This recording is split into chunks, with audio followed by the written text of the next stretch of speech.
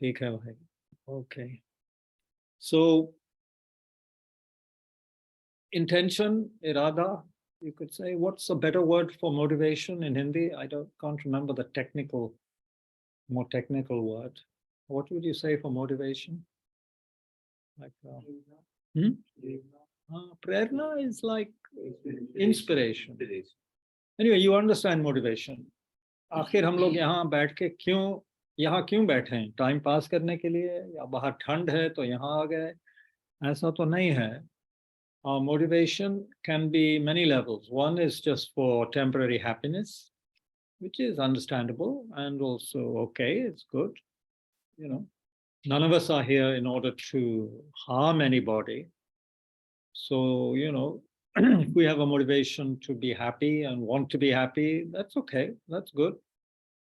But it would not qualify as it wouldn't be a fully qualified dharmic or spiritual motivation from the Buddhist point of view.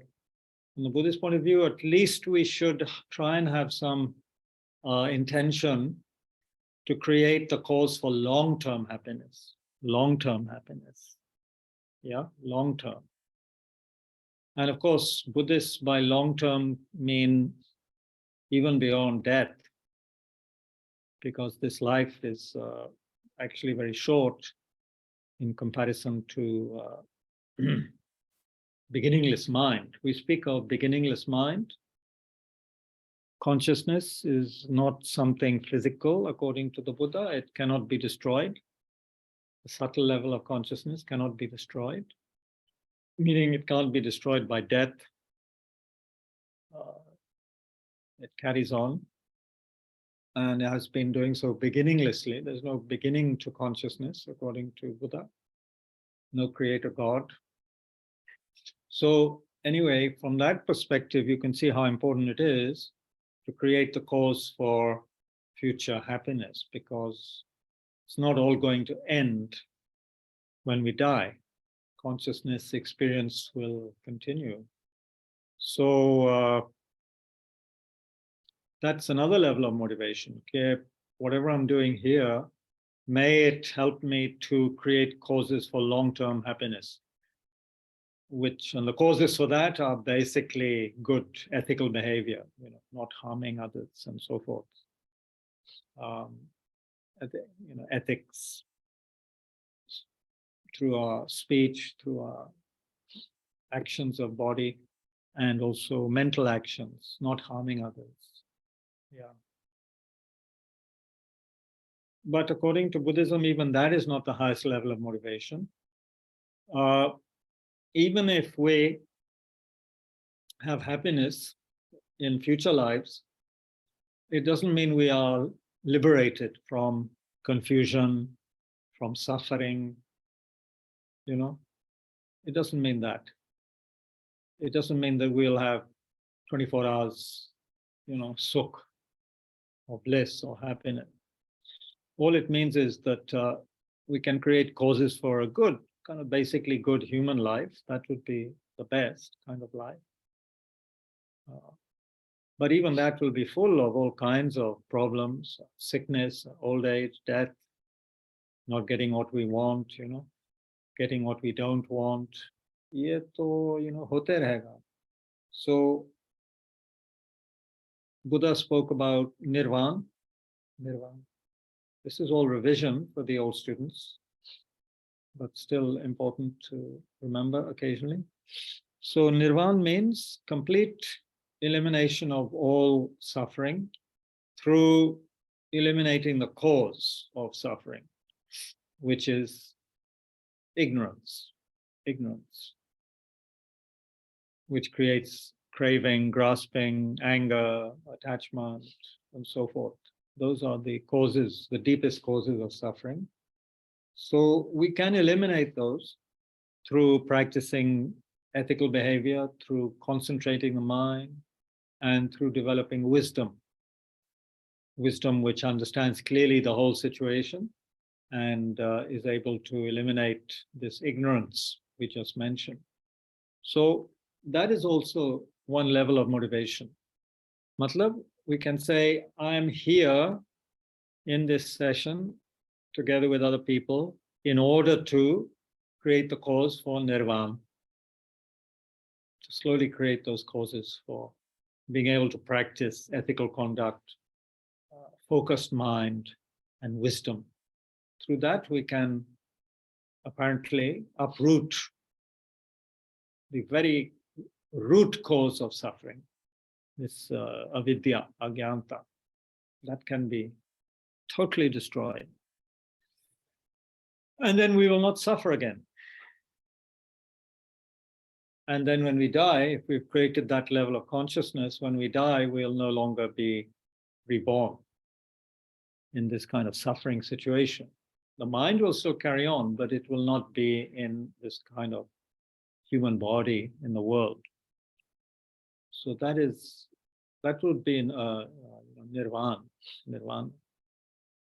However, even that is not the highest level of motivation. The reason being that if I attain nirvana, which is an amazing achievement, of course, but if I achieve that, then how many people are benefited? Really, only one person is benefited, myself. ठीक है ना? अपने को मैंने संसार के jail से मुक्त करा दिया. I've run away from the jail of samsara through being very skillful and hardworking, no doubt, but only I have escaped. I have not helped anybody else to escape. So in this highest level of motivation, we think how wonderful it would be if all beings could be free from their suffering. All beings could be liberated, not just me. Akhir, we have been benefited by countless people in our life, everything we enjoy, everything we have, due to the effort of other people, right? Even the body, ये शरीर कहाँ से आया? हम लोग अपने आप थोड़ी बनाए. Even this human body came from our parents. So this understanding makes us want to be of benefit to others because others are also suffering, just like me. I'm not the only one suffering, right? So its highest level of motivation is I'm going to practice in order to create this very, very powerful love and compassion, together with the wisdom, of course. The wisdom is, of course, necessary that we mentioned, but together with tremendous love and compassion, karuna or maitri. Karuna matlab understanding the suffering of others, wanting to free them from that suffering. That is basically karuna. And maitri is loving kindness, meaning wanting others to be happy, unconditionally. Not wanting them to be happy only if they make me happy, not like that, but unconditionally. Just like a mother would feel for her precious child, that the child be happy. Especially a young child, it's kind of helpless. So in that sense, the compassionate people and the Buddhas, they see all of us as kind of helpless, helpless in the sense, slaves of our disturbing negative emotions. क्लेश कर्म के गुलाम हैं हम लोग, इसलिए बुद्ध ने बोला, looks at us with great compassion. महाकरुणा के आंखों से हमको देखते हैं, ये Buddha.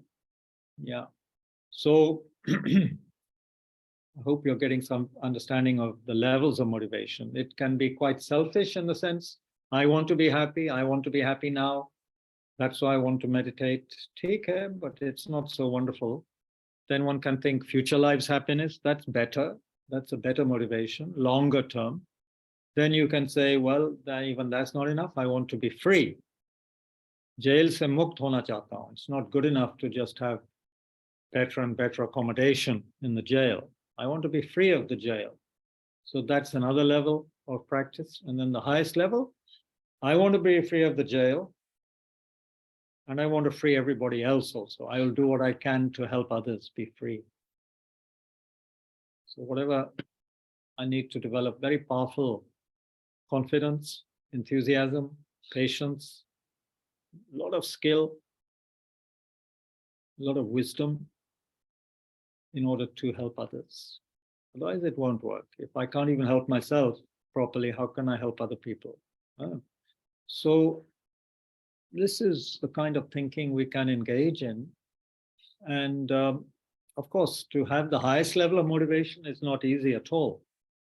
But we can pretend for now. We can make believe. And we can do that also by thinking of people we know and love who are suffering, whom we would like to help. So then we can think of them and think that, others are also suffering in the same way. So then at least we can expand our mind beyond just me. I'm only one person. But sometimes we behave as though we are the most important and other people are not important. So this is very sad, very problematic, because we depend on other people, and we, through our behavior, we can also affect other people very positively, as well as negatively, of course. But we can really help other people if we want.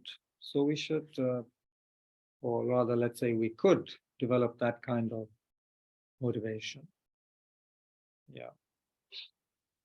So that's our motivation for practice in this tradition, Mahayana tradition of Buddhism. Mahayana, great vehicle, means taking others with us, not trying just for ourselves, but working for the liberation of everybody. Very marvelous attitude and very necessary attitude, especially at a time when there's so much conflict and problems due to people really not caring enough, isn't it, about each other, and also not having much wisdom, not really knowing how to solve the current problems, inner problems as well as outer problems in the world. We feel a little helpless, or very helpless. Yeah. Okay. So anyone want to ask anything regarding the motivation? Anything not clear? You please ask.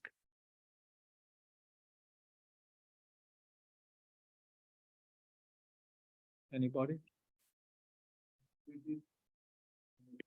Really, one question popped up very strongly in my mind. So, if somebody is enlightened, Enlightened. yes, Hmm. and or has achieved nirvana, and Nirvana and enlightenment are different. okay, Nirvana is just for your own sake. Enlightenment means you have become a fully awakened person, you have become a Buddha, and constantly you are working for the happiness of others and to liberate others, non-stop. So there's a big difference. So if somebody has achieved Nirvana only. yes, and he chooses not to help the other beings, then does that create bad karma for him? No, his aim has been to liberate himself. It's not bad, because that person, while they're practicing, while they're alive, say in a human body, they are benefiting others, because their behavior will be excellent. Compared to most people, their behavior will be excellent. And they may well also be teaching other people, helping others in many ways. It's just that long term, they don't have any plan to keep on coming back in samsara, because they are sick and tired of samsara and the suffering it involves. So they'll help people while they're alive, but once they die, then they have no more connection with this world or with people at all. They are in their own state of bliss, nirvana. I mean, if someone is suffering and I choose not to help that person, like if let's say someone is injured, wherein I can help this person, but I choose not to. That doesn't it create a bad karma?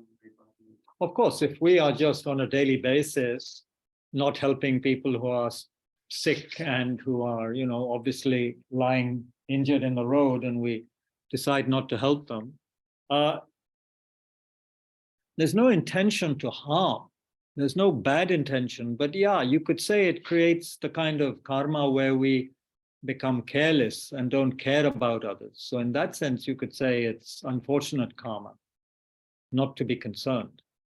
And I would think, yeah, things that we hear about, such as people just taking videos of others who are injured, not doing anything to help them, but it becomes a spectacle, like a live spectacle.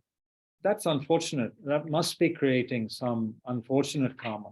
But you see, karma is based on intention. If you have intention to harm through your body, through your speech, and so forth, through lying or killing or stealing or, harsh speech or sexual misconduct or, stealing, that's one thing. If you intend to do it and then you do it. But if you're neglecting someone who is suffering, obviously it's not good. But it's not a full-fledged negative karmic action because you don't have any intention to harm them. But you're right, it's not good. We might say that if a mother neglects her suffering child, then because of the connection she has with that child, and if she then neglects that, then that is a more powerful negative karma for the mother, because she has that connection with the baby and she's responsible, But so there you could say, even though she doesn't have any intention to harm the baby, not caring for it, for the baby, if it is suffering, that is obviously not good karma. It's a good question. But usually intention means you have to have an object, so you have a particular intention to benefit or not to benefit. Either to say to steal, or it could be to give something to someone. So you have to, so instead of stealing, you want to give. These are both intentions. And then if you act on it, then the karma becomes stronger. Then you don't actually think of stealing, you actually do it. Or if you don't just think of benefiting by generosity, but you actually give something to someone, then obviously the karma becomes more complete. Becomes a complete karma of giving or a complete karma of stealing, whatever it is, positive or negative. And then it has more dramatic results, obviously, either positive or negative. But if we just keep on thinking about giving things to people but never do it, it's still quite good, but you don't get, the kind of benefits you'll get, obviously, from actually giving, to others. But even mentally, starting mentally, of course, is good. It's a start rather than having negative thoughts. It's very good to have generous thoughts, actually. To have this aspiration to give is very good. But it won't be a complete sort of karmic action. Well, actually, hold on. I may be making some mistake there. Because I think generosity is defined, even in this text somewhere, as basically the intention to give whatever, to give one's merit, one's possessions, to others. The intention. It doesn't have to be, going around handing out money and this and that, and, like that.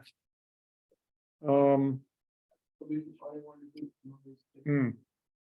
if helping that person on the road is not helping that person on the road is not a very wholesome action in this possible.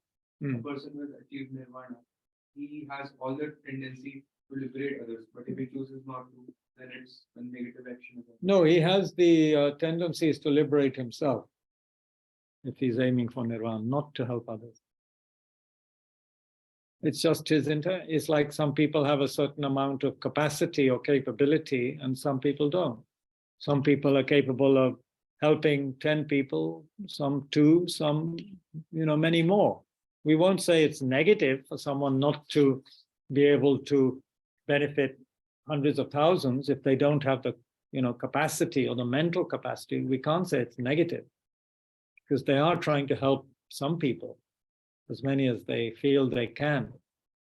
So that's, but basically, of course, for this text, this kind of teaching, the aspiration is being encouraged, to really open one's heart limitlessly to all sentient beings and be willing to help everybody. And to be willing to work and come back into samsara, into this world or other worlds again and again and again, until everybody is awakened. It's a very long-term agenda. But because they have developed a certain state of consciousness, it is not a burden for these beings. It is just something they spontaneously do. At a certain level, it becomes effortless. The Bodhisattvas take great joy in doing what they're doing. It's not like, "Arey, aaj humko kya karna hai, aaj bhi logon ko madad karna hai, chalo theek hai, kapde pehen ke niklein aur karein," aisa nahi. They are motivated by joy and love and wisdom and so forth. And if they practice, like this chapter we are studying on enthusiasm, or sometimes called joyous effort or perseverance, then the Bodhisattva, you see, gradually develops this mind which is very joyful to engage in positive actions. Engaging in positive actions makes that person joyful. So there's continuous joy in that person's life. You see also, they don't have this worry that most of us have. Oh, how can I be happy? Will I get what I want? Ye humko nahi mila. We're constantly worried about what we're not getting that we want, and pushing away things we don't want, or when will I be free of this boss or that person or this problem? It's always me, right? So that's a very burdensome, very claustrophobic, suffocating kind of life, right? Constant worry, constant unhappiness, constant tension, fear, anxiety. So if someone can really open up and just be concerned with helping others, I would imagine that's an amazing kind of free state of mind in a way. Okay. ऐसा नहीं है कि one stops looking after oneself. ऐसी बात नहीं है. In fact, one looks after oneself very well, because one realizes, if I have to help others, I have to be healthy, I have to be fit, I have to be in good shape, mentally and physically. But one is not, one is not indulging oneself and worrying about oneself all the time, as we often do. So the Bodhisattva person who is developing this great compassion, their heart is more open, is open towards others. They have, through training the mind.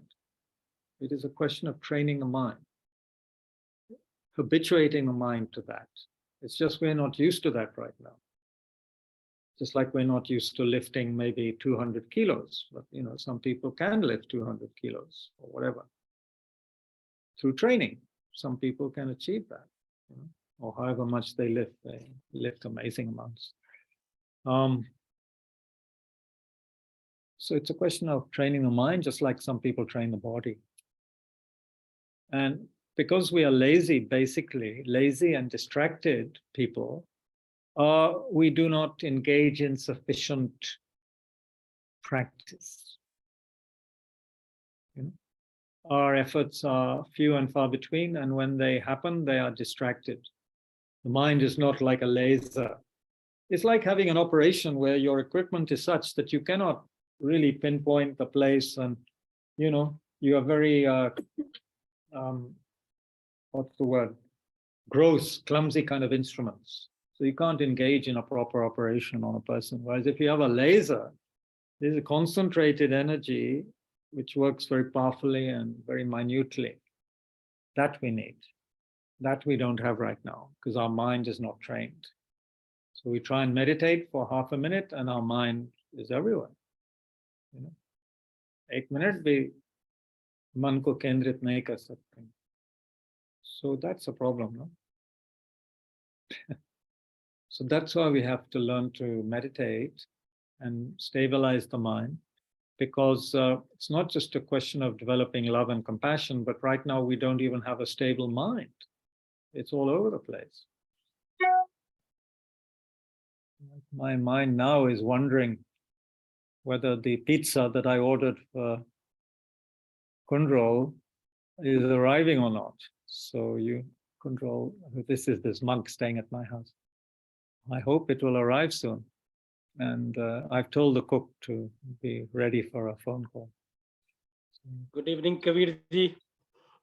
My mind is also not stabilizing in the NCR. You're also thinking of pizzas? No. It is very difficult to cross the Delhi NCR traffic from Gurgaon to Delhi. So I can't come even. I'm amazed you come anyway. So don't worry. Presence online is sufficient, sir. Yeah, don't worry. Yeah, so today we haven't done our meditation. So let's do that now before we forget. So we'll sit quietly for 6 or 7 minutes. Sure. And what we do is we have an upright back and make sure our back is supported by the small cushions, those who are here at Tushita. And if you're at home, then make sure you have good, stable support for your back. And then the hands, arms are next to your body, but little gap. They are relaxed, they're not stiff. They're relaxed at the elbow. And your hands can be on your thighs or in your lap, doesn't matter. Fingers relaxed. Head can be, shouldn't be up in the air, it should be tilted downward slightly. Not too much, slightly. Shoulders level, not pulled back, but also not hunched forwards. Naturally open so that the chest is open. And this is very important posture. It signifies not only a sense of being upright and stable and confident, stable like a mountain, but also open, open-hearted. Front of the body is open. So we're not trying to hide. We're willing to work with the world, work with others. This is one aspect of this posture you can look at a kind of symbolic level. We're willing to work with others. Meaning, work with them, help them. Because they need help. People need help. Yeah, that's very clear. Even if we're very selfish people, at some point we see that other people also suffer, they need help. It's not just me.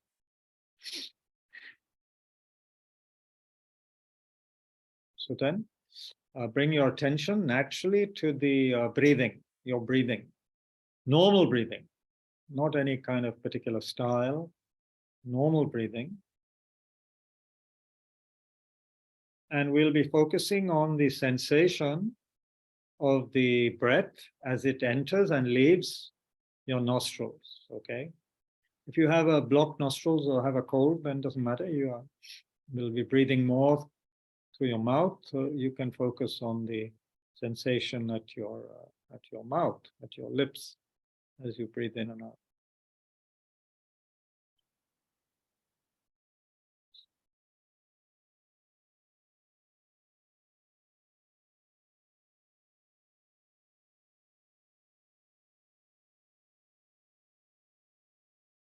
So gently bring the attention to that part of the body and be relaxed but attentive. Try to keep the body still. That will help. You will notice thoughts are coming. Sometimes feels like a waterfall of thoughts. There's no problem. Just recognize, just be aware they are coming and don't get involved with them. Just see if you can let them go, let go and come back to the breath.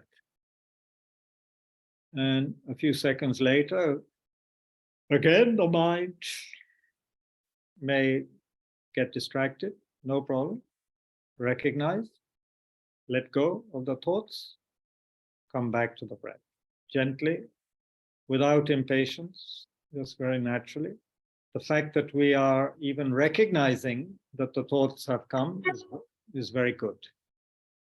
That means we are aware, awake, and then come back to the breath. Okay, so let's practice like this for a while. And we can use the out breath, natural breathing out, as a way to, to relax a bit, to let go, to dissolve. Yeah. Okay.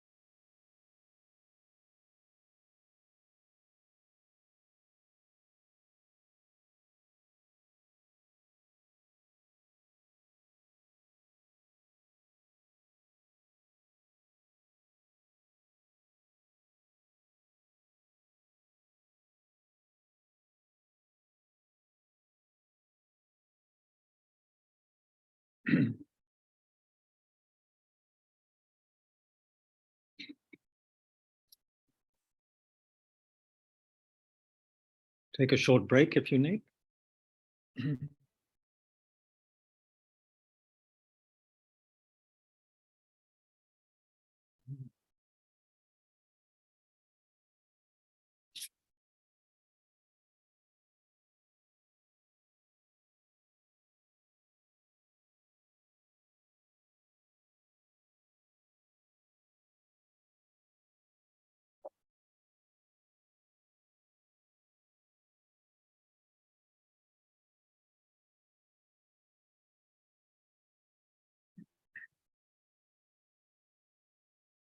Please, thank you. Thank you.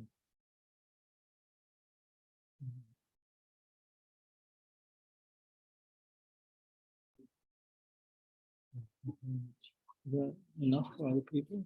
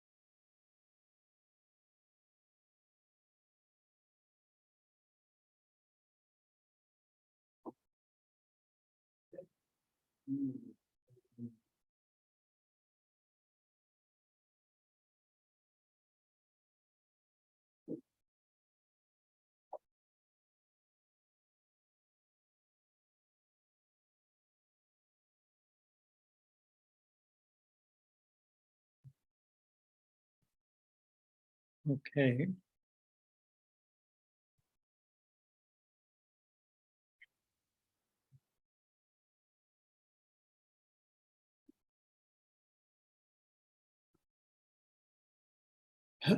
Let's start now.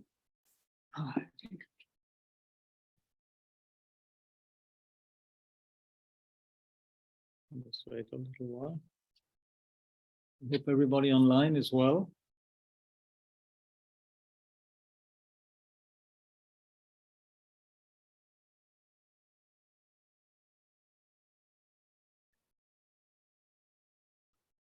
Oh, excuse me. Oh, I think I need a very strong coffee. But okay, Nitya, thank you. Nitya left. Oscar Wilde arrived. Yeah. We have people here doing time travel.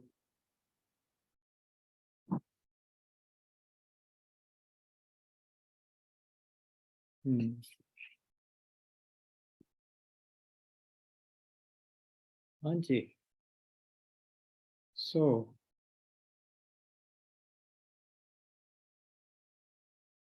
I think the people here at Tushita are taking a very long break, but anyway, they can come back when they come back. Only Naveen is in attendance. Naveenji. Haji Jaspal Bhai, can you stay a bit longer? Yeah, of course. Good, good, good. Kundrol, did your pizza arrive?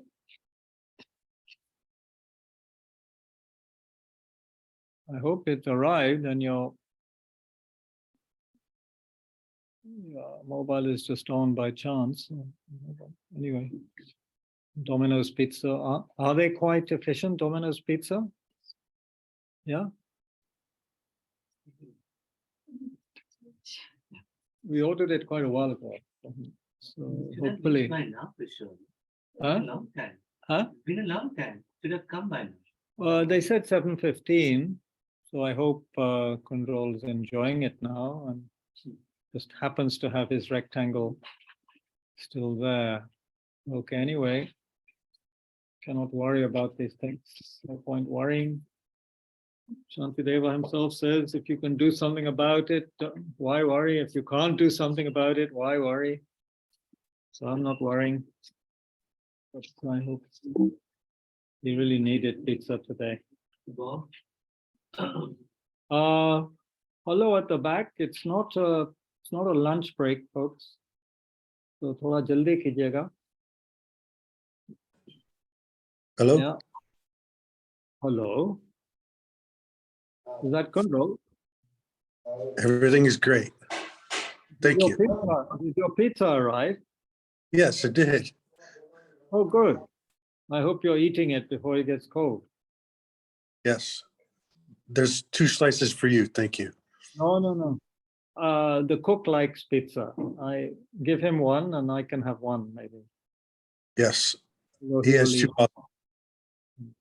I hope that's enough for you. Yes, it is. Thank you very much. Okay. So Shantideva has just been saying that we should take advantage of this human life, which he calls like a boat, which with which we can cross over, the stream of samsara. Free yourself from sorrow's mighty stream. Chapter 7, verse 14. Haji. It just reminded me of the line. Ek hai. Yeah, you obviously had some kind of Western upbringing also. Row, row, row your boat gently down the stream. But it says, merrily, merrily, merrily, merrily, life is but a dream. Yeah. Wo hai. Yeah, life is but a dream. That's also good, no? Yeah, maybe it was inspired by some Buddhist input. I don't know. But yeah, here is reminding us very strongly that this boat, we cannot rely on having this boat again and again. This vessel will be later hard to find. The time that you have now, you fool, is not for sleep. Matlab, we should wake up out of the slumber of our deluded state of mind, this kind of semi-dream state we're in, we're totally following our distractions and our deluded states, without waking up properly. We don't realize this opportunity. We're wasting it with useless activities or not very beneficial activities. He's saying, wake up. Yeah. We don't make use of our opportunities, outer losses and mental anguish will inevitably, make us have a very difficult time. Then we'll become very lost and despairing, and we will stop thinking about other people's pain. And we won't recall this open-hearted, good heart attitude, and all of that. And so forth. We will forget great compassion, Bodhichitta. So we must again and again remember how precious this human opportunity is. Verse 15, he says, again, he's berating us, he's scolding us. You turn your back upon the sacred doctrine, the supreme, which is the supreme joy and boundless source of bliss. So what pleasure can you have in mere amusement, straying to the causes of your misery?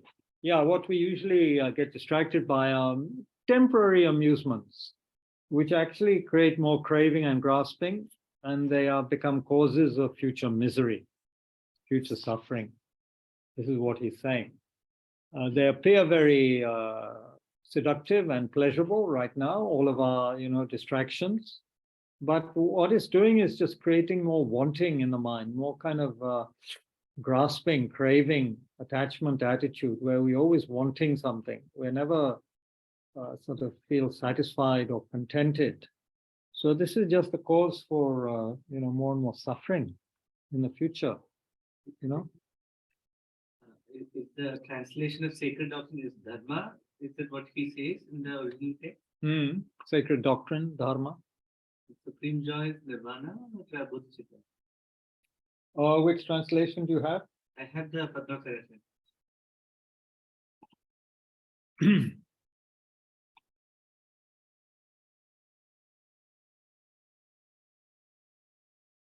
You turn your back upon the sacred doctrine, supreme joy and boundless source of bliss. Yeah, what pleasure, what delight in mere excitement, in distractions that will cause you misery.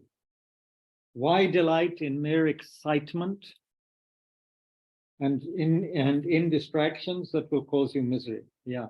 What is there a problem there? No, I'm trying to understand when he originally wrote it in Sanskrit. Was the word dharma when he says sacred doctrine? I would imagine so. Doctrine here means dharma. And supreme No. joy is Bodhichitta. No. Nirvana? Supreme, well, it can refer to those things, yeah.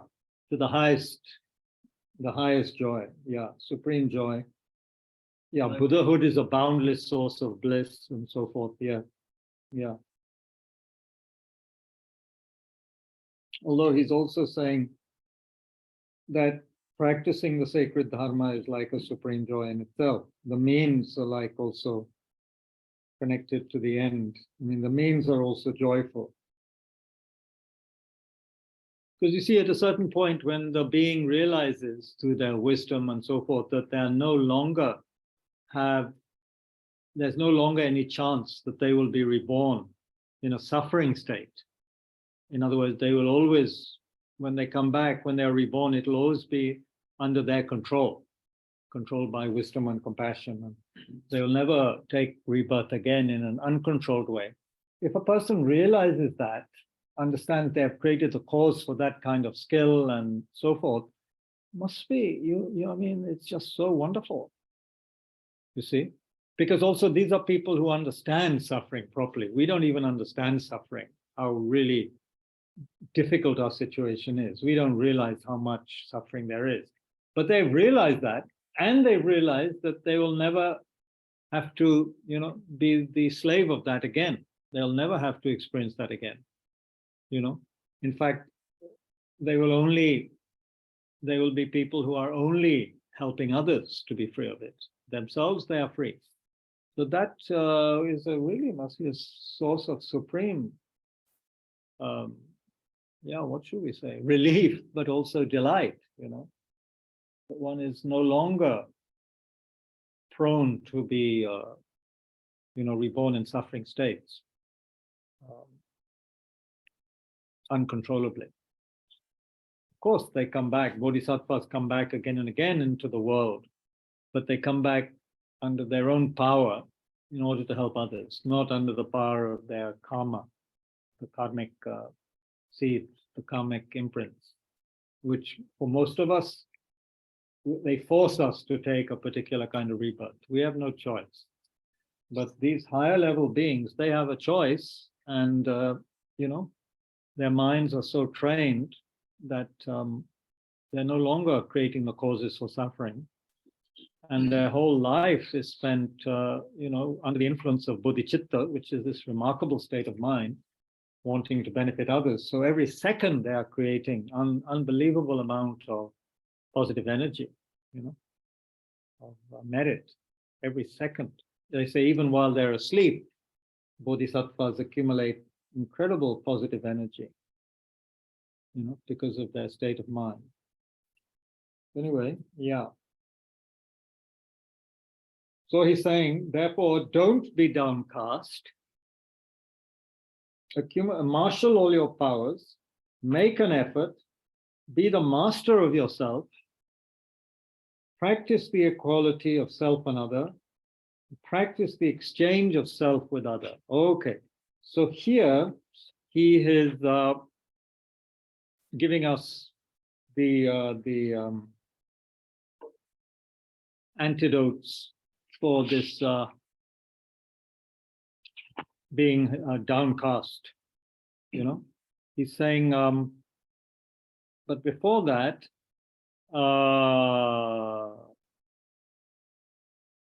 Let me read what Pema Children has to say, because she's quite good she's good at this. She's good on these verses, very good. I'll read what she says about that verse 15, which we already read. She says that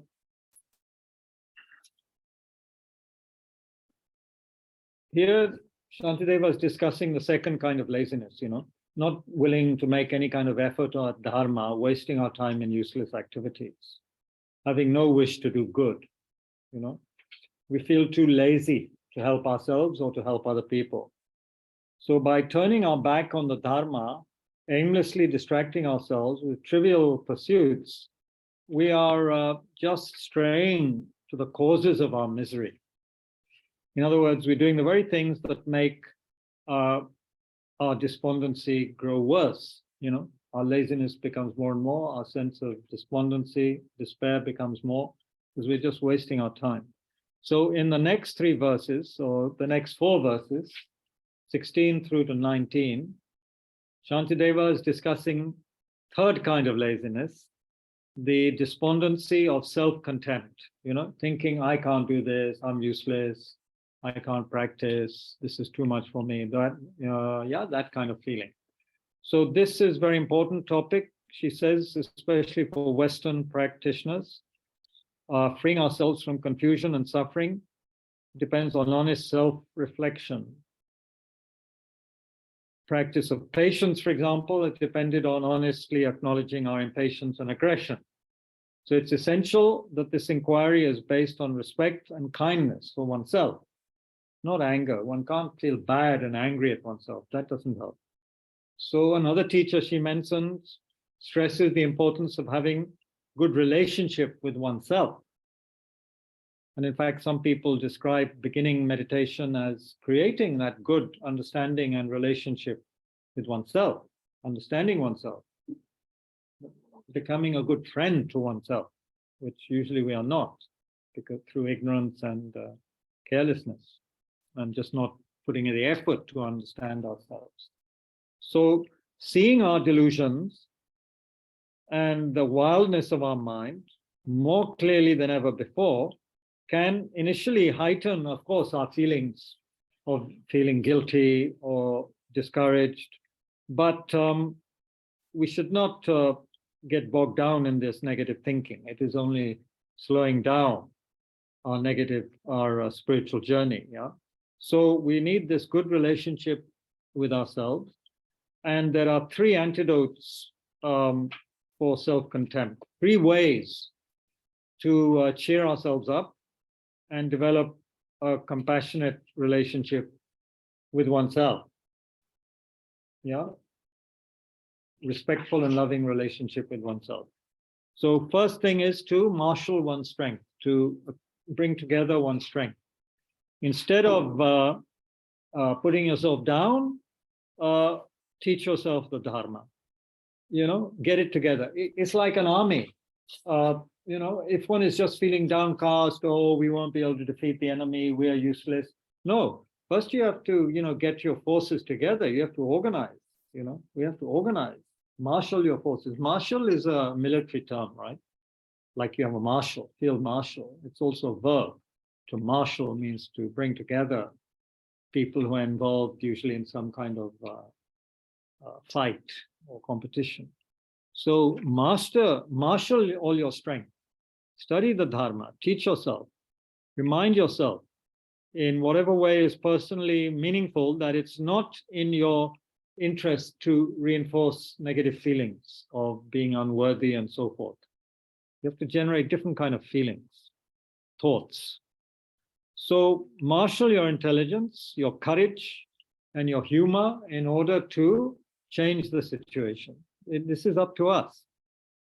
Ask yourself, do I want to strengthen what I'm feeling now? Do I want to cut myself off from my basic goodness? Remember, we were speaking about Buddha nature yesterday. We all have the Buddha nature that is always there, cannot be destroyed. It's just we are not in touch with it right now, this basic goodness.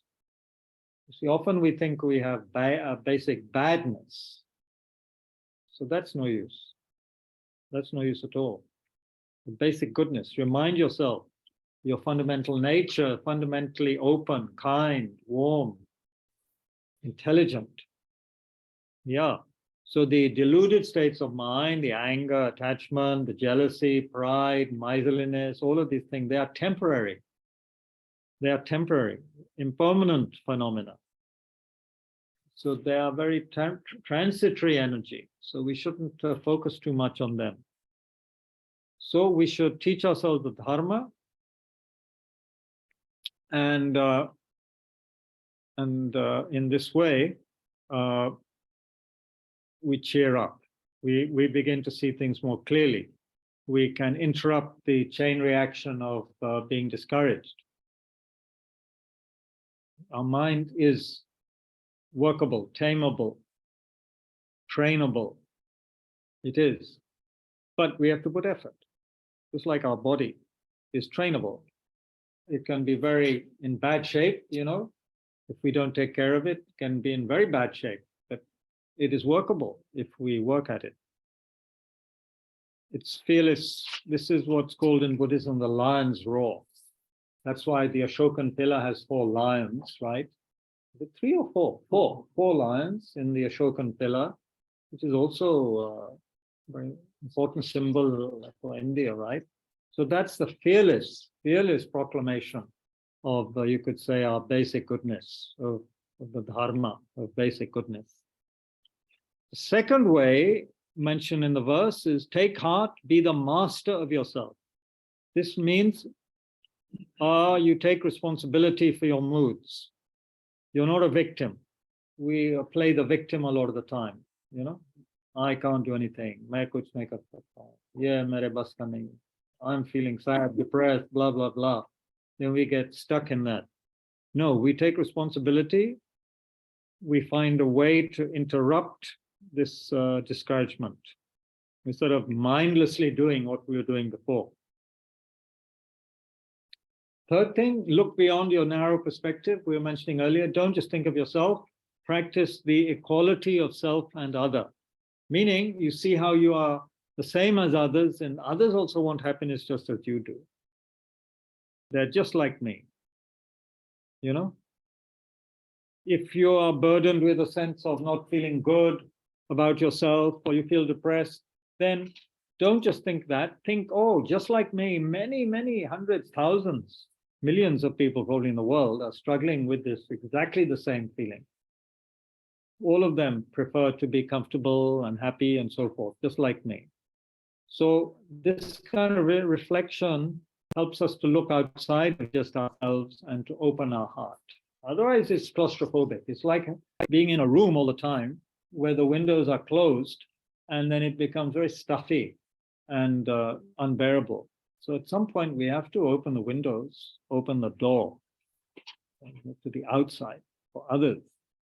So instead of putting on this armor where we protect ourselves from others, we can develop more softness, more gentleness towards the outside world, towards others. So on that basis, we can also practice what is called exchange of self and other, which is a very kind of advanced but possible practice. Equality means seeing how we are equal with others. Exchanging self with others means, of course, we cannot literally exchange ourselves with others, but it means we put ourselves in others' place and we realize what they need, and we think, right, up to now I've only been helping myself, but now I'm going to help others. What I formerly was doing only for myself, i.e. helping only myself, now I'm going to only help others. So we exchange our attitude. So when we'd be willing also to take on the suffering of others, if necessary. This is all verse 16. Is this the reference to the 11-fold exchange of self with others to generate Bodhichitta? Yeah, it's connected with that. Yeah. In which we have equality of self and others, and then the actual exchange of self and others. Reflecting on the table itself. Yeah. And then, reflecting on, yes, all of that. So this practice, commonly called Tonglen, we begin by getting in touch with our thoughts and emotions.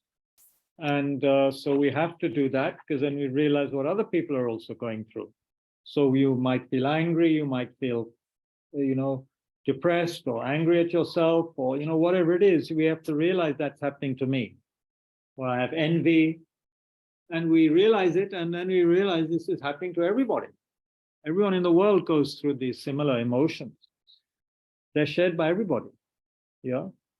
And these are not necessarily going to stop me from progressing on the spiritual path. I have to understand them and move on. So here, this leads us to understand very deeply how others are also suffering. The same things we are suffering from. So therefore, we can awaken genuine compassion. Otherwise, if we're not in touch with our own suffering properly or our own feelings, how can we be in touch with other people's pain? Because sometimes we just cut off, we numb ourselves, we deny, we're in denial, or we just distract ourselves, so we don't even realize we're suffering. Like many people, we don't even realize we have problems with our body. We keep on distracting ourselves with drugs or some entertainment, and we don't get to the doctor until we are really very, very, very sick, because we've been neglecting ourselves. So here we have to not neglect ourselves. We have to understand what we are going through and understand other people also go through the same thing. Just like me, everyone else is suffering. And of course, if we check carefully, many people are suffering much more than us, much more. We cannot imagine how some people are suffering right now, really. Can we imagine how people are feeling in Europe, many people in Ukraine and other places where the energy systems have been knocked out and the temperature is below zero? Can you imagine living in that situation? Where they are used to having heating in their housing and now they don't have any heating. Can we imagine that's like? But of course, that's just one thing. There are so many problems people are going through. Not enough food, not enough water, not enough, so many things. We can't imagine. Have we ever gone through this? Well, maybe to some extent, but not much. But we understand what it means to be cold, hungry, upset, angry, envious, lonely. We understand, right? Because we experienced it. So other people also, they experience that. Maybe much worse than me. So then why am I so concerned just about myself? It's stupid. It is very small-minded. Right. So with this practice, in this practice, we can imagine taking on the suffering of others. This is a Mahayana practice, imagining breathing in the suffering of others and then breathing out happiness to them. Breathing out. When we breathe out, we imagine we are giving happiness and what others need to be happy. So this is a particular practice. It's a very deep teaching, very profound, difficult, one could say, teaching. One can breathe in the pain. A very daring way to do the practice is to breathe in the pain of others with the intention of taking it into oneself. If you're angry, for example, you might say to yourself, since I'm already suffering from this anger, may this pain of others, you see, ripen in me so that nobody else has to feel it. It's like a mother wishing maybe that, this pain that her child may be feeling through some sickness or whatever, she might even pray, I will experience the pain. May I experience this pain of the child.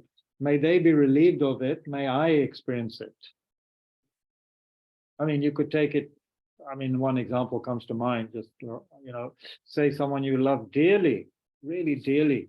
You could offer your life to such a person. Say they get bitten by a poisonous snake. Then you're willing to suck out the poison yourself, even though it may kill you. You're willing to take that risk. You love that person so much, Or if you're, mother with your only child or something like that, then you're willing to do that for that person. You're willing to take on the pain. So here we're doing it mentally, of course. We're imagining we're taking on the pain of others. And then it becomes a kind of something we get used to, something then we're, it opens us more rather than just thinking of ourselves. Yeah. This is a revolutionary way to ventilate our usual self-cherishing, our self-absorption. And on the in-breath, feel the pain, feel you're owning it completely. On the out-breath, send out a sense of relief and happiness to others with the wish that everyone else can be free of their emotional distress. So this is a very deep practice, very amazing practice. We did with the children in our school in Bodh Gaya, actually, because they can enjoy this kind of practice with the out-breath anyway, because with the out-breath, you can imagine giving to others what they need for their happiness. So we had the children imagine when you're breathing out, imagine that your breath, it turns into, whatever others need for their happiness. So you could turn into food or drinks or a doctor or, whatever others need, clothing, As you breathe out, it is transforming into whatever other people need for their happiness, for their comfort.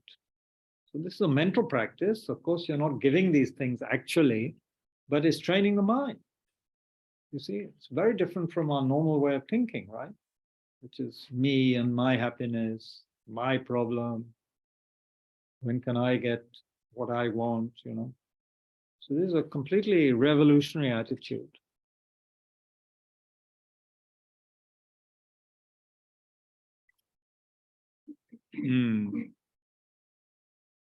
See, by doing this, we begin to activate this natural,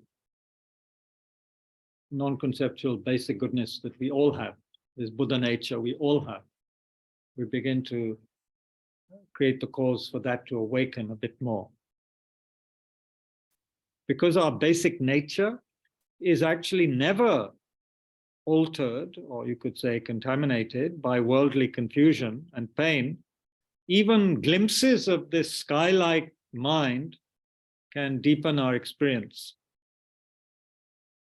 of taking and giving. This is called taking and giving practice. Taking on the pain imaginatively with the in-breath and giving happiness with the out-breath. That's called taking and giving, or giving and taking.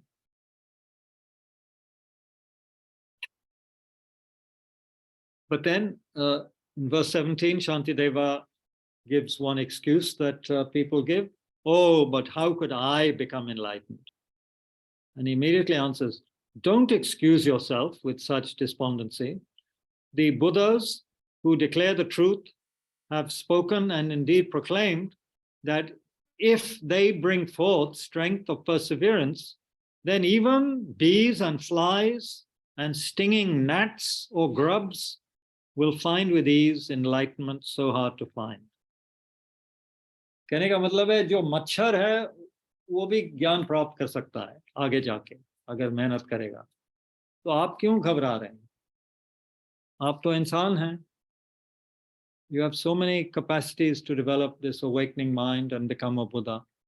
Buddha भगवान कहते हैं कि ये मच्छर और ये सब कीड़े मकोड़े भी बुद्ध बन सकते हैं आगे जाके तो आप क्यों निराशा में पड़े हैं Why are you depressed or despairing if they bring forth the strength of perseverance?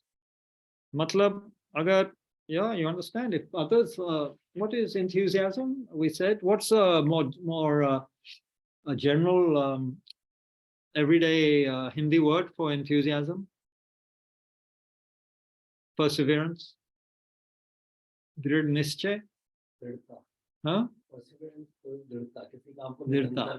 that kind of thing so he's saying even if you see if they can develop that power then even insects can become enlightened आगे जाके मरने के बाद हाँ वो अगला जन्म हाँ मरने के बाद ही होगा वो मच्छर तो बुद्ध नहीं बन सकता है मच्छर के रूप में हाँ लेकिन एक कहने का मतलब है कि मच्छर भी आगे जाके उसको थोड़ा चांस है कि जब when the right conditions arise कि वो भी बंदा आगे बढ़ सकता है और ज्ञान प्राप्त कर सकता है इस तरह का महाकरुणा का दिमाग पैदा कर सकता है बोधिचित्त जो कहते हैं और फिर वो भी बुद्ध बन सकता है एक बुद्ध बन सकता है। एक क्वेश्चन पूछना चाहता था जी। इससे थोड़ा सा ऑफ है। हाँ जैसे कि एक रिलेशनशिप है किसी का, हाँ ठीक है ना। हाँ मैंने मोस्टली जैसे नोटिस करा जनरली अपने दोस्तों के साथ, फैमिली के साथ, जैसे एक टाइम पे एक लड़का या एक लड़की आपस में बहुत प्यार करते हैं, हाँ ठीक है ना। हाँ शादी करने के लिए लड़ते हैं, लड़ाई झगड़े करते हैं, बट ओवर द टाइम एक टाइम ऐसा आता है उन दोनों के बीच में डाइवोर्स हो गया, या लड़ाई झगड़े इतने होने लग गए कि वो एक दूसरे को पसंद करना ही इन्होंने, तू जा अपना काम कर, है ना। एक सिचुएशन एक ऐसी आती है। हाँ। तो रियल लव एग्जिस्ट करता है, होता है, या जस्ट हम वो एक अट्रैक्शन होता है जिसको लोग लव कह देते हैं? आप बताइए। मेरे ख्याल से तो सर लव नहीं होता। लव नहीं होता है? नहीं। तो ये शब्द क्यों है दुनिया में अगर होता नहीं है? काय के लिए शब्द, ये शब्द क्यों है दुनिया में? सर शब्द है लेकिन एक्चुअली उसको फील कितना कौन कर रहा है ना सर। अब कोई है, कोई एकदम से कुछ गलती हो गई, सॉरी बोल देता है, हाँ उसने सॉरी फील करा नहीं करा, इज जस्ट सेड सॉरी यार, है ना? वो तो सही है। वो चीज है। Very good point you're making. So what is love? Okay, now we have a test for our older students. Haji, who shall we choose? Yes, the one who's looking most. Sahar, you disappeared. Apurva, what is love? What is the definition, the simple definition in Buddhism of love, loving kindness? Wishing for others to not suffer, or wishing happiness for others. Wishing others to be happy, yes. And what is the other thing one should add to that statement, just to make it clear? Because you might want your best friend to be happy. That's quite normal. So what else can you say about that? Without expecting anything. Wishing that they be separated from suffering. That's compassion. Mm, So when you want others to be happy, what do you want in return? nothing ideally. Nothing ideally. Yeah, correct. Nothing ideally. So yahi hai love. You help others to be happy, but even if they abuse you in return, you don't care, if it's pure love. But you're right, that's very difficult, very difficult. Everyone wants something back, you know. It's a transaction hota hai na. आप हमको मदद कीजिए, फिर तो मैं आसानी से आपको मदद करूंगा, प्यार करूंगा, ये सब, you know.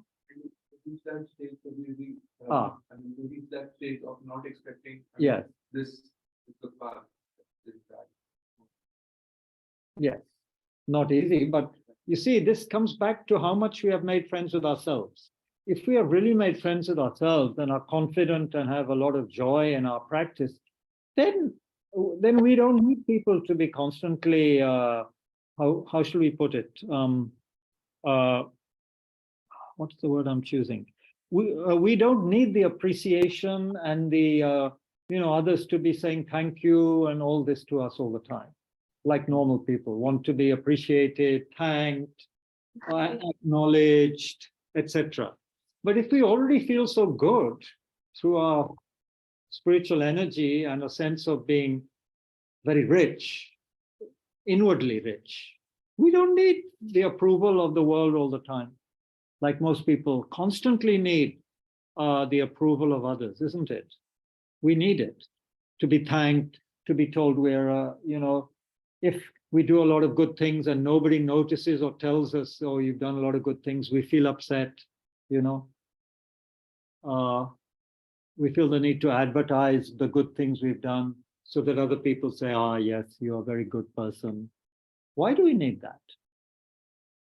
It's like, does a huge, big, strong tree in the forest need any support of any other tree, It's just there, it's strong, it's powerful. It gives shelter to many other insects and, beings, animals. It's like it's offering to others. It doesn't need, it doesn't need to lean on any other tree. And it may be, have such a strong root system that it doesn't, require any other, doesn't need any other tree to help it. This is not a great example, but anyway. So we can be like a very powerful, strong sheltering tree for others if we develop that state of mind. So we help others because it's our joy. We like doing it. Whether if others say thank you or not, it means nothing to us. It really doesn't matter if people are loving us in return. But of course, to get to that state is not easy. But it's possible. It is. So your answer to your question, love is possible. That kind of love is possible, but usually we say only saints. Yeah, insane. If someone has it, we call them a saint, you know. But according to Buddhism, we can all become saints. We can all become Buddha. It's like practice makes perfect. Haji. What I have also, I would like a little bit. What I have experienced is that, you know, when you are in such a state that, you know, I am not getting anything, you know, and that upsets you. And then you go back to, let's say, Dharma or some book or some text or some teaching, and then you realize, okay, you know, and maybe I'm grasping a little bit to myself. And then if you remove that grasping, you actually see, oh no, that person had a point. Like 9 out of 10 times this has happened, that, you know, it was my grasping. They had a point, meaning what were they not did. unfair. So we see our partners as unfair. But Like in my, personally speaking, 9 out of 10 times, they might have a case actually if I remove my self-grasping. Yeah. It I helps to sustain them. Can people online hear that? Did you hear that? Pretty much, yeah. So yeah, usually criticism and so forth from others can be very useful, because if we get our ego out of the way, we realize they are saying something that is 9 out of 10 times, Jaspal says, is correct about us, you know, which we didn't like. But of course, even if someone is unjustly not nice to us, again, we can use it to develop patience and to see how, you know, suffering is universal and how the delusions have such a hold on people that people behave very unreasonably. You know, we should expect people to behave unreasonably, actually. That will be a very good thing to think, because then when they behave well, we'll be so happy, you know. When people behave nicely, we'll say, wow, like a big surprise, you know, better than a Christmas present. But we should realize people have so many problems and so many distractions and so forth, and so many karmic sanskars which are problematic. If they ever behave well, it's like amazing. It's like, wow, how did that happen? You know, there's so many weeds in the garden of our mind, and sometimes you see a lovely flower come up, you say, wow, I'm so happy to see that beautiful flower. So if we think that way, we will be protected from disappointment when people are not behaving well. And then we can love them however they are, whatever they do. And in fact, we can then also feel more compassion for people when we see how much they want to be happy, but don't know how to be happy, you know, and they keep on behaving badly. So then we can feel more and more compassion, more and more love. More and more wish for them to be happy, which is love. More and more wish for them to be free of their suffering, which is called compassion. And then that is that's wonderful states of mind, you know.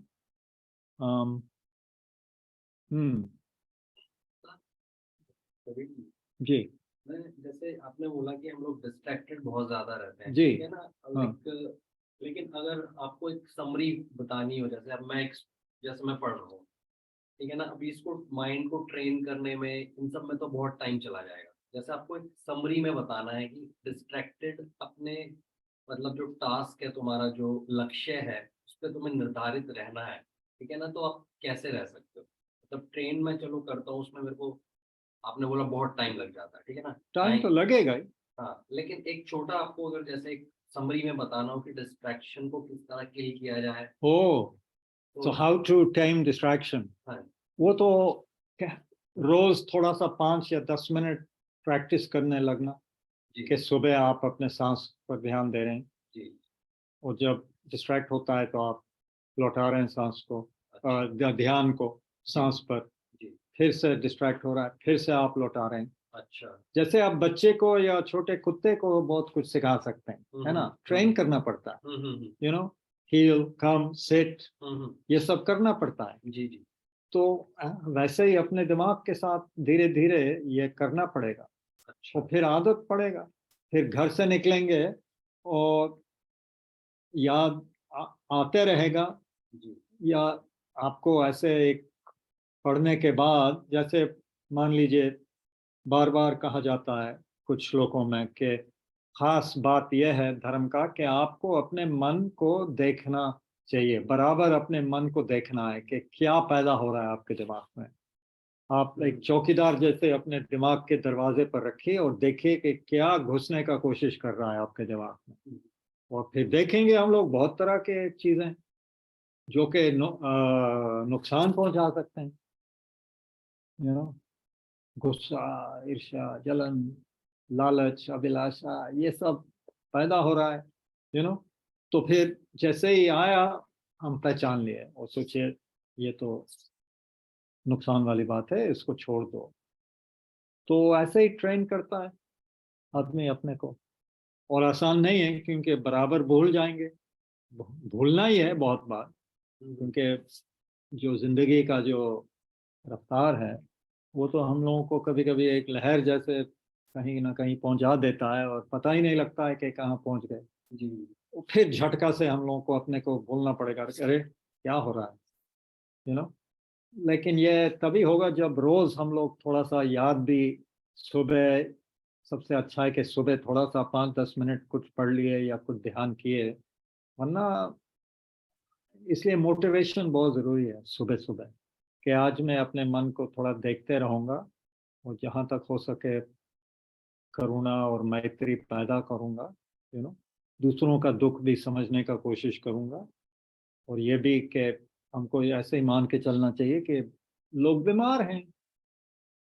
कैसे बीमार हैं? क्लेश से। क्लेश मतलब disturbing emotion से। लोग सब सब बेचारे मरीज हैं, सब बीमार हैं।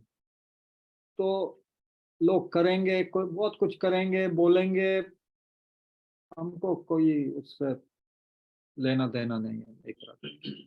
I shouldn't be surprised. What is that in Hindi? I shouldn't be surprised. आश्चर्य नहीं होना। हाँ? आश्चर्य। आश्चर्य, आश्चर्य। You're training for your Hindi. I am for my course next June in Tushita Dharamsala. There'll be a course in Hindi from my good self next June in Dharamsala, Tushita. So from 7th to the 15th of June. Yeah. So I'm already practicing and mugging up some Hindi and how to read properly and terminology वगैरह सब सीख रहा हूँ धीरे धीरे। Dheeraj is a good word, Kabirji, for Dheeraj diligence. for Diligence. Dheeraj is patience. Patience. Yeah. Diligence is, as a friend said, more this, क्या शब्द इस्तेमाल किए थे आप? दृढ़ता. Or energy. What would energy be? जोश. एक तरह का जोश, एक तरह का मानसिक शक्ति. So that's just mental power. Perseverance. Anyway, I have my Oxford Hindi English dictionary. इसको मैं देखता रहूँगा. यही मैं पढ़ते रहूँगा रात को. Kabir ji, In between you. I think हाँ जी, हाँ जी जी बताइए. Yes, sir. Kabirji, Yeah, I think I find that one good word could be also. Could be what? Utsa. Utsa. Utsa. Yeah, this is for enthusiasm. if you really see the etymology, yeah, for the enthusiasm, it is utsa. It's a very good word. Etymologically, ut means किसी चीज को उठाना. उठाना. हाँ. आप जो है साहस भी कह सकते हैं और सांस भी कह सकते हैं. अच्छा. तो उत्साह. उत्साह. Thank you. उल्लास. अगर ज्यादा ही है तो हर्षो उल्लास. उल्लास. अच्छा, अच्छा. Yeah, but utsaha is a very good word. Utsaha, तो आप भी थोड़ा सा enthusiasm. जून में समय निकालिए, हमारे साथ धर्मशाला चलिए. नहीं, really, हाँ, बहुत जरूरी है. ठीक है. कोई मदद कीजिए. उत्साह, उत मतलब उठाना, किसी चीज को जगाना. जगाना. हाँ. गुड. या साहस भी कह सकते हैं और सांस को भी कह सकते हैं उत्साह के साथ. अच्छा. Good. I'm just putting the etymology of that. So that's a really good word for enthusiasm. Okay. Thank you. Thank you. Ajit ji, ullas would be excitement, no? Ulhas is excitement according to Naveen ji. I'm asking. Yeah. Asking. नहीं, मैंने कहा कि हर्षो उल्लास, हर्ष लगाना जरूरी है अगर वो चाहे तो. हर्ष. हाँ, हर्षो उल्लास. हर्ष सिर्फ क्या है? उल्लास ही नहीं, हर्ष. हर्ष क्या होता कहते है? हैं ना कि मैं आज हर्षित हूँ, बहुत खुश हूँ. अच्छा. खुशी, हर्षित. अच्छा. Good. Good. चलो. Very good. Kabir ji. Kabir Hello. ji. Yes, that's Kabir my ji. name. Yes, I'm still Kabir. Yeah. So can I ask a question? Can you ask a question? What's the time? Yeah, if you send me a आजकल तो money order नहीं होता है ना, वो आप भेजिए थोड़ा पैसा और जवाब देंगे. या बोलिए. Okay, so this is love according to Krishnamurti, and I was reading his book of life. So he says that love is not cultivated, and so he says that can I just ask, or can I just read a few lines maybe and then ask? Yeah. As long as it's So a few pages. Yeah. yeah. Okay, so Coffee love. nahi He's saying love implies great freedom, not to do what you like, but love comes only when the mind is very quiet, disinterested, and not self-centered. These are not ideals. If you have no love, do what you will, go after all the gods on earth, do all the social activities, try to reform the poor, the politics, write books, write poems. You are a dead human being. And without love, your problems will increase, multiply endlessly. And with love, do what you will. There is no risk. There is no conflict. Then love is the essence of virtue. And a mind that is not in a state of love is not a religious mind at all. And it is only the religious mind that is freed from problems and that knows the beauty of love and truth. So the thing is that what is the connection between love and freedom? He's saying that love implies great freedom, not to, and then he also adds not to do what you like. Freedom doesn't mean that you do what you like. So what is the connection? आप अपना दिमाग लगाइए please. Yeah, teacher quite हैं. clear. It's very clear to me. आप अपना दिमाग लगाओ इस पर. And also, in the next sentence, he says that mind is, okay, love comes only when the mind is very quiet and not self-centered and disinterested. So not self-centered and quiet is like understood, but disinterested when the mind is very disinterested means? आप अपना दिमाग लगाइए. Disinterested is an English word, but does it mean not interested? This you have to check. What do you think it means? No, but like if you are not interested, like disinterested means not to take like not interested. But I didn't understand how can a loving mind be disinterested if you're not interested in the problems and the suffering of other people? Then how can you love them? Using it differently. Disinterested doesn't have to be only used in one way. Disinterested can mean something else as well, can't it? I think like he means detached. I think he means not attached. Yeah. Yeah, detachment. Kind of, Okay. yeah. But not a dry and arid detachment, but a detachment in the sense of not being grasping, maybe. I think the self-centered part is the most important part of that. Yeah, that is right. When we're not self-centered, we are not at the self of things. We are oneness with others. You know, right now we are working from this center always. It's like a autocracy, centralized government. You know, you have an autocrat, you have a Stalin sitting at his table, dictating what should happen. You know, so when that goes, then there is possibility of real freedom. With a Stalin in our heart, there's no possibility of freedom, of domination. And often, of course, we, in the name of love, we dominate people. Of course, that's not love. Manipulation, wanting people to be like us so that we feel secure. That is the opposite of love, obviously. So yeah, we need a spacious mind, open mind, which is not grasping. Everything you come in Buddhism, we find everything, all suffering comes back in some way to grasping, craving, holding on. In this sense, holding on to self, holding on to some idea, holding on to an image. All of this prevents real love. Yeah. Good quote, thank you. Yeah. Anybody else? So can you be without?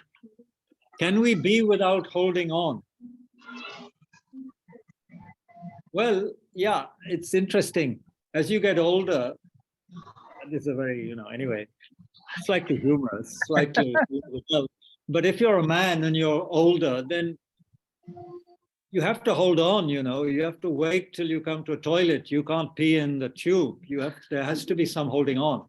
You have to show some control, isn't it? Over the body, over the bladder, otherwise. So yeah, holding on is very good in certain circumstances, but otherwise holding, grasping in the sense of fixation, this is like this is like that, they are my friend, some strong, solid friend, they are my enemy, these people I don't care, I am, me. That kind of holding on is the source of suffering. Is the source of suffering. Of course, in one way, once I got on a bus actually to go to the airport in Melbourne. I don't know how I controlled myself, but my bladder was already almost felt like bursting when I got on the bus. But I'm very glad I didn't pee in my pants in the bus. It would have been a big mess, and it was a half-hour journey to the airport. Holding on. It was very painful, but I had to hold on. Well, I didn't have to. If I was really an open person, not holding on to myself, I would pee and then I wouldn't care what other people thought, But, most people don't like going around with, wet clothes. You could say if I was very like a yogi, it wouldn't have mattered. But yeah, we need to hold on in some cases. Sometimes we need to hold our tongue. If we're about to say something not nice, or even the truth, which we know will hurt somebody right now, we hold on. We don't say it. But that's different. That's being out of kindness and out of intelligence. But the holding to me, my problem, my happiness, or holding on rigidly to an opinion, you see, not changing our opinion. Or thinking, holding on to an idea that, everybody from this political party I don't like, because I don't like the party, their ideals. So holding on to some image that they are bad people, which is stupid. There are good, everyone also has some goodness. Even the person you hate the most has some goodness, but we hold on to something, we fixate. So that kind of holding, I think, don't you think is dangerous? Or I hold on to the fact that this person loves me now, so they're going to love me forever. That's a very dangerous holding on to an opinion, Yeah, they love you now, or you think they love you now, and you think you love them now, but if you're holding on to that as some kind of permanent idea, then you may be in for a lot of trouble, a lot of disappointment when things change, And then the other thing, we hold on very rigidly, I am this caste, or I am Indian, I am this, that person is Pakistani, blah, blah, blah. And because of wars, we all realized we're all just human beings wanting to be happy. That's it. But right now we hold on so much to invisible lines almost on the map that we need a visa to go from one country to another because we hold on to the barriers, or the boundaries, which of course now people will say is essential, because if we don't, then all terrorists will come in and blah, blah, blah, which is also true. If you don't have boundaries, then people from poor countries will flood into countries that are better off all the time, and that will create a lot of social disharmony and violence and so forth, as is already happening in the world. So it's just one of those things in samsara, boundaries, holding on. Yeah. Is there no ground that we can stand on? Is there no ground we can stand on? You tell me, what's the ground we can stand on? I mean, you're sitting on the ground. You're not falling through. So there is that ground we can sit or stand on. But ultimately, is there any ultimate security? That's an interesting question. Is there anything ultimately we can hold on to? Roti, kapda, makan, bibi, pati, it's all going to end. Anji? Yeah, consciousness will go on forever, but it's changing. It's not permanent in the sense of unchanging. It is changing moment by moment. Yeah, that goes on, which is why, yeah, we should put our energy into understanding the nature of our mind, because our mind goes on forever. That's something to understand. Yeah, that will never leave us. So when we meditate and There's an observer, yes. So is the observer consciousness? Yes, it's all consciousness. There are many different aspects of consciousness, yes. But that's not the deepest level of consciousness, obviously. But it is consciousness, obviously. What else could it be? That's also an aspect of mind, a manifestation of mind. It's not something physical, is it? It's not a physical object. It's a mental process. Thoughts are part of what we would call the mental side of our nature, not the physical side. Although some short-sighted scientists might think it's physical, but they're not. So what's the relation, the actual You see, there's a gross level of mind, there's a subtle, deeper level of mind. That's the nature of mind that we need to understand. Because when we can really understand and get in touch with that, that is a source, it is said, of great peace, of great openness, and also spontaneous sort of sense of freedom, love, and so forth. That deeper level. That's a good question. Mind is used very loosely in English. Tibetan and Sanskrit have dozens of words, I believe, for different levels, aspects of consciousness or mind. Right now, I'm using mind, consciousness, awareness almost synonymously.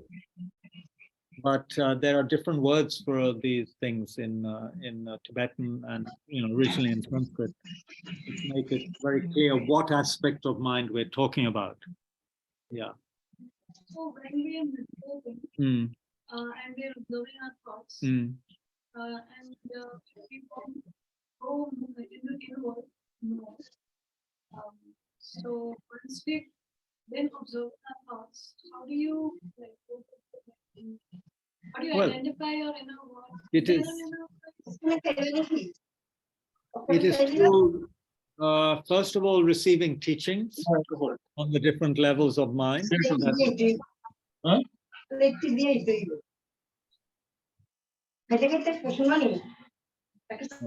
just cut out the background chat.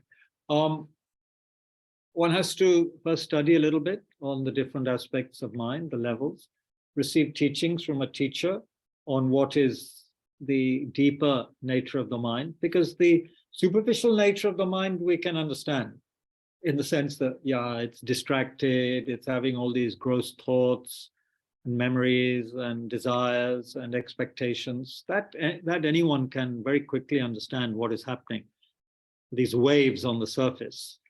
But if you go deeper into the ocean of the mind, what is that actually? That more calm, still place.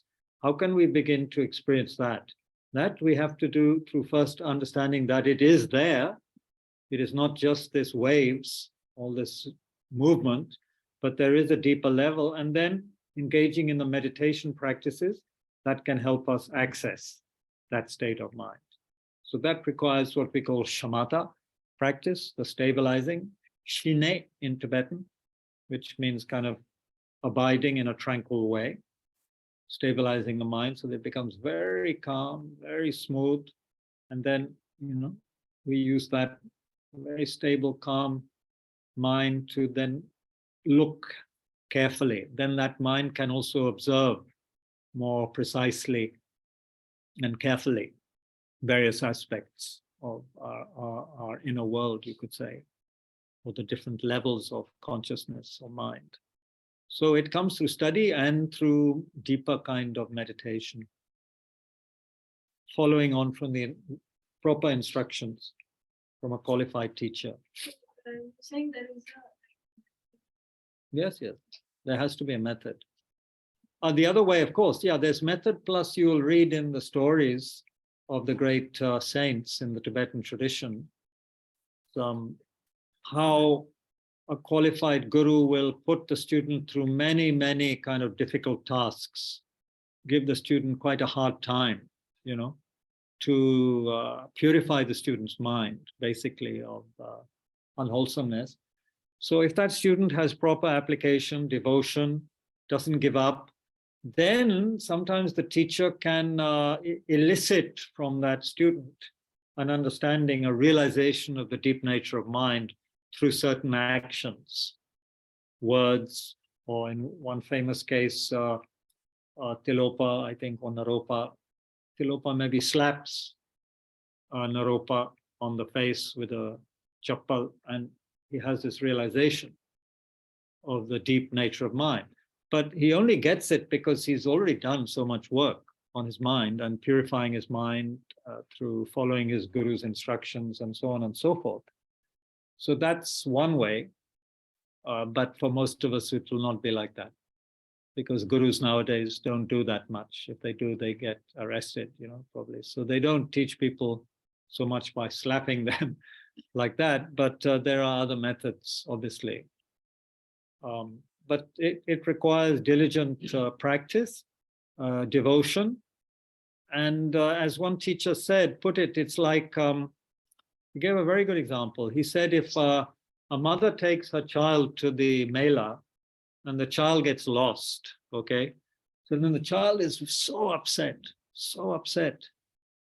Think of it being a young child. Maybe you have experience from childhood being lost. You don't know where your parents are.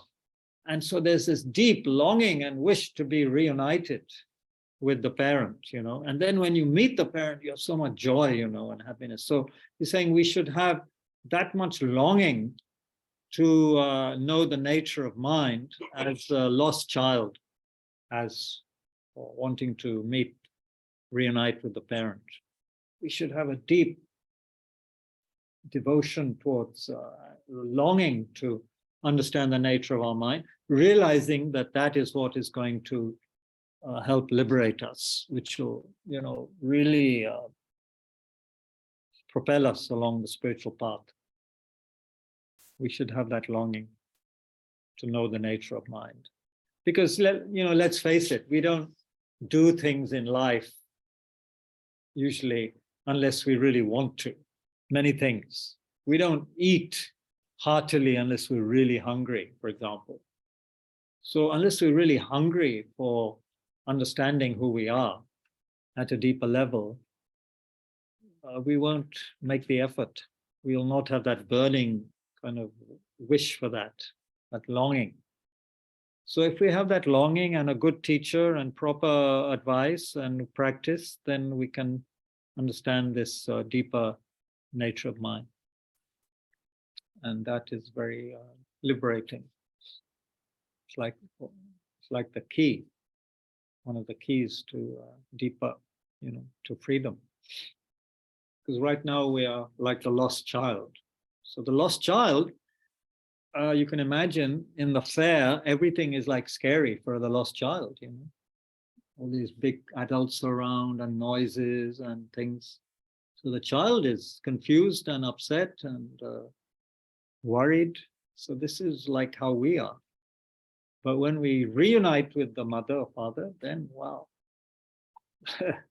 bliss, blissful.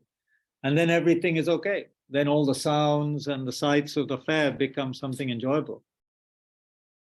But if you're a child without your parent, then big suffering. Yeah, so that was a good example the teacher gave. So we should be like that. Good, I think good for today, 8:28. Yeah, we had your money's worth. Yeah. 2 घंटे. I've stopped yawning, which is a good sign. मैं भी जग गया थोड़ा सा. बहुत नींद आ रहा था चालू करने से पहले.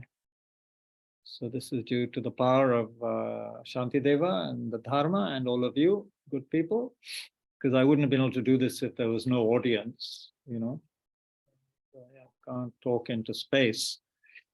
So thank you very much, all of you online and all of you here at Tushita. And tomorrow we have Medicine Buddha practice at Tushita for a change. It's the full moon tomorrow. So we have Medicine Buddha is good to do tomorrow. So you can join online or come to Tushita, 6:30. And of course, we'll post this in the morning.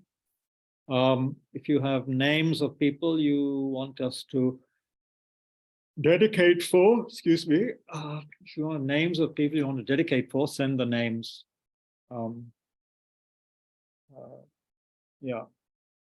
Send the names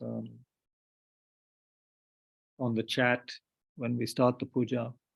Or if you know my phone number, you can send me the names of people to dedicate for. Yeah, and we'll include them in our dedication and in our prayers. Okay, so let's dedicate now that we begin to understand more and more the true nature of patience, enthusiasm, love, compassion, these words, but what is actually the meaning, the deep meaning? May we understand that, practice it, and through the letting go of the self, the me, the I, the self-cherishing attitude, which is the cause of all of our suffering. May we let go of that. May we open our hearts and enlarge our minds, embrace a wider world, and find great happiness and joy in that. May all our teachers have long and healthy lives. May we never be separated from them and from authentic teachings. May our lives be most meaningful for others. Meaning, if anyone has anything to do with us, may it benefit that person. Even if they just look at us or don't like us or say something insulting to us, whatever they do, just that connection with us might be beneficial for them.